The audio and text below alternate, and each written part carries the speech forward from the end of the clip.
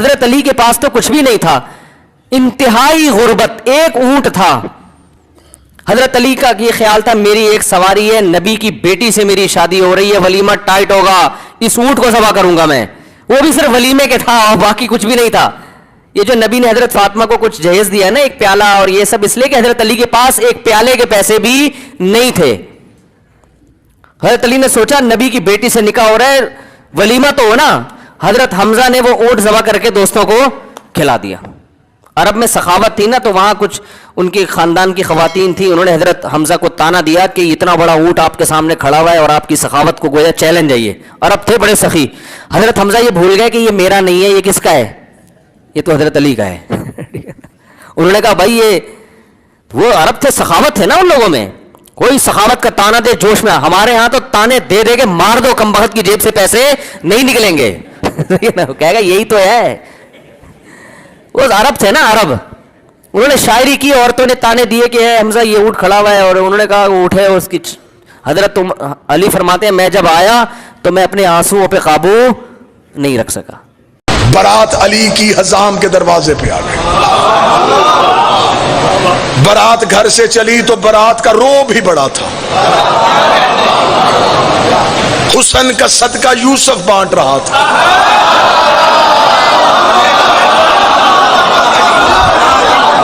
बारात के रास्ते में पानी छिड़काने का बंदोबस्त उसे दिया जिसके कदमों से अल्लाह ने जमजम को निकाला था।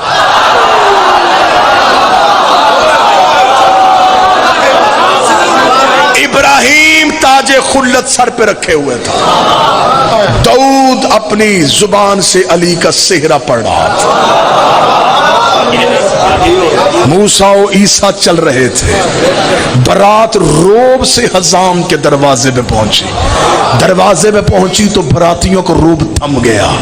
इस्तकबाल करने वालियों में कहीं मरियम खड़ी थी,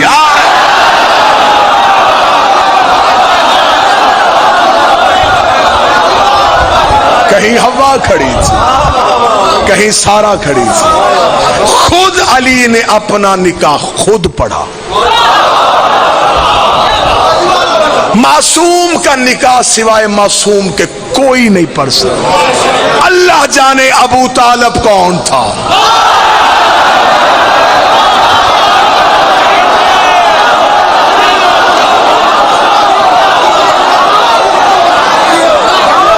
जिसने मेरे मुस्तफा के होते हुए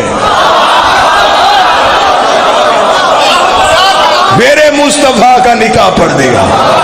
सुन्नी किताबें तारीख तिबरी, सीरते हशाम, सीरते हलबिया, इमाने अबू तालब, 7 छोटी किताबें ज्यादा। अबू तालब ने नबी के खुतबा निकाह के मौके पर अल्हम्दुलिल्लाहिल्लज़ी जअलना मिन ज़ुर्रिय्यति इब्राहीम व नस्ल इस्माईला व अहकाम लिन्नास व जबन सफा व जबन मरवा व खतम नबीन मिन रासिही व हाज़ा अखी मोहम्मद इब्न अब्दुल्लाह व हाज़ा शरफन व नबलन व फज़लन कसीरा व हाज़िही खदीजतुल मुअज़्ज़िमा मोहतरमा मुकर्रमा व हक महर बिन माली। अबू तालिब ने पूरे खानदान के दरमियान तारीफ उस अल्लाह की जिसने हमें इब्राहिम की ज़ुर्रियत में रखा, जिसने हमें नस्ल इस्माइल बनाया, जिसने हमारे सरों पे ताजे नबूवत को सजाया। ये मेरे बड़े भाई अब्दुल्ला का बेटा मोहम्मद है। पूरे अरब में इससे शरीफ कोई नहीं, पूरे अरब में इसकी फजीलत का सानी कोई नहीं।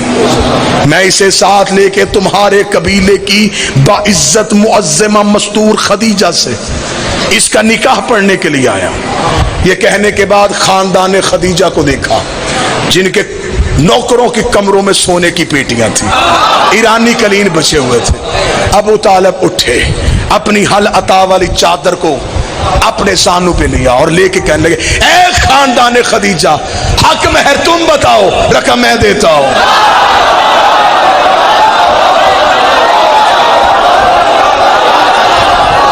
मौला किस खानदान से कह रहा है?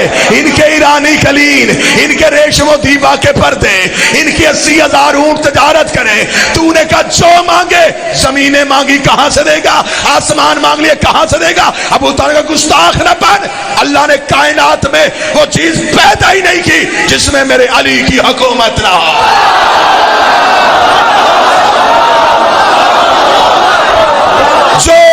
मांगे मैं दूं।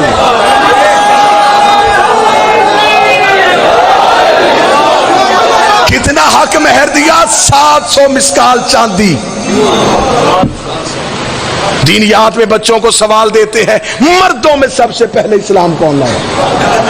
ये सवाल भी रखो, नबी का हक मेहर किसने दिया? सही बुखारी का हवाला, 700 मिसकाल चांदी।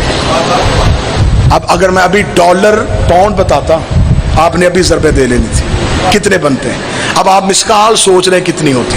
अब मैं बताता हूं, वही किताब में आगे ब्रैकेट में लिखा है, उस दौर में एक मिसकाल चांदी में 100 ऊंट सुरख आंखों वाले की कतार आती थी।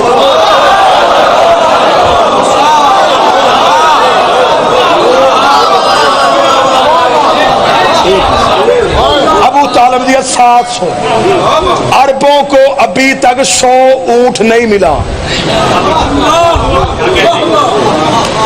ये वही ऊंट थे जो नबी की वसीयत के मुताबिक हसन ने जमीन से निकाले थे।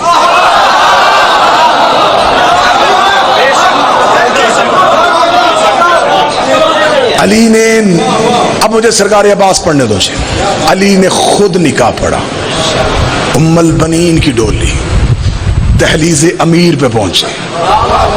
इस बंदे ने सवाल किया ना, गाजी मासूम है कि नहीं? कलेजा संभाल, मैं तुझे गाजी सुनाऊं। ये कैसे दुनिया में आते हैं?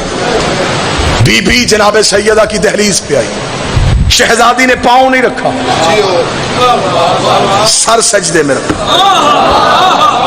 पेशानी टेकी, रुखसार बीबी की दहलीज से मस की, शहजादी के घर में कनीज भर के मुसाहिब नहीं फजाए, चली गई बीबी। बीबी कहती है, जिस रात गाजी ने दुनिया में आना था, मेरे यहां विलादत के कोई आसार नहीं थे। बीबी कहती, मुझे अमीर अल मोमिनीन ने कहा, फातिमा आज हुजरे में रहना, मैं तुम्हें मुसल्ले की कुछ ताकीबात बताऊंगा, तूने आज शब इबादत में गुजारनी। बीबी कहती, मैं मुसल्ले में अली की दी हुई ताकीबात पढ़ती रही। आधी रात के वक्त अली मेरे हुजरे के बाहर आके बैठे, आवाज देकर, फातिमा जो तस्बीह मैं अब तुम्हें बताऊं, इस इस्म को पढ़ना शुरू कर। बीबी कहती, मैंने इस्म पढ़ना शुरू किया, मेरा बदन थर थर कांपा। थोड़ी देर बाद मेरे चारों तरफ एक नूर का हाला आ गया, एक नूर का दायरा आ गया, वो नूर फर्श से अर्श की तरफ उठा। बीबी कहती, अली की आवाज आई, फातिमा आसमान की तरफ देख। बीबी कहती, मेरी निगाहें अर्श पे गई, मेरे अर्श के पर्दे हट चुके थे, मैं कायनात की हर चीज देख रही थी, मैं अर्श के अंदर देख रही थी, हजाबात हट चुके थे, मेरी नजरें हिजाब गैबत में थी। बीबी कहती, मेरी निगाहें वहीं पे रुकी थी, या मौला ने मुझे कहा अब इस इस्म को पढ़ना शुरू कर दे। बीबी कहती, मैं इस्म पढ़ती गई, आंखें बंद करती गई। बीबी कहती, इधर मेरी तस्बीह मुकम्मल हुई, इधर गोद में अब्बास मुकम्मल।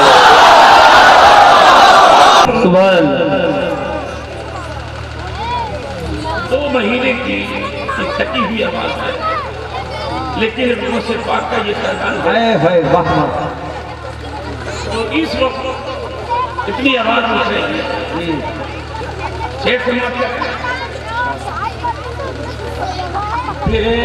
पशु को यतीमों को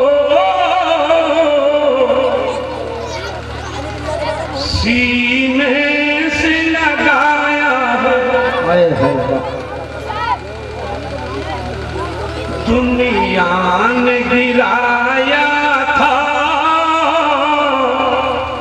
आपने उठाया है। सुभान अल्लाह, सुभान अल्लाह। जरा दुरूद नारे तकबीर, नारे रिसालत, मसलके आला हजरत, फैज़ाने आला हजरत, जश्न गौसुल बरा, फैज़ाने औलिया इकराम, हज़रत अल्लामा क़ारी गुलाम नबी रामपुरी, सरज़मीने मंडवा हसनपुर। नारे तकबीर, अल्लाह।